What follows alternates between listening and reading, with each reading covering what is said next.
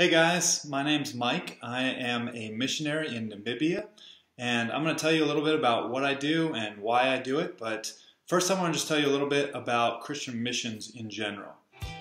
So as Christians, we're called to make disciples of all nations, but 2,000 years after the commissioning, there are still many people in the world who've never even heard about the name of Jesus.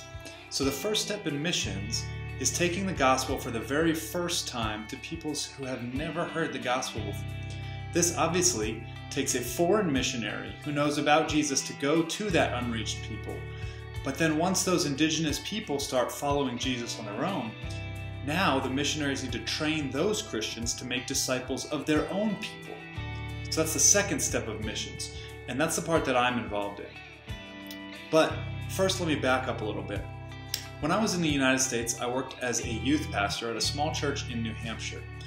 And during that time, we used to come 2 weeks every summer on a mission outreach to Namibia in southern Africa. And as I've been coming on those outreaches, I started to realize that back home in the States, we had tons of great youth workers and youth volunteers. Even at my own church, we had 6 great volunteers working with me with the youth. But in Namibia, there's maybe one person in a church, if anybody at all, who was working with the youth. So I felt like God wanted me to come serve in Namibia to train Namibian people to be better youth workers. That's why it's the second phase of missions, because I'm training and equipping local Christians to make disciples of their own people. So what I do is I teach youth ministry courses at a Bible college in the capital city of Windhoek. We have about 25 students on campus and another 400-ish people taking classes online or through mail correspondence. Our goal is to train up godly Namibian Christians to be pastors and youth pastors and church leaders who will then go and take the message of the true gospel throughout the rest of Namibia. So that's a little bit about my story and what I'm doing over here. I wonder if you guys have ever been brave enough to ask the question, God, if you would have me serve anywhere in the entire world, where would it be?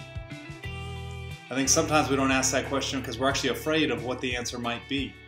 But remember what Jesus said at the end of his commission to us. He said, "And I will be with you always, even to the very end of the age."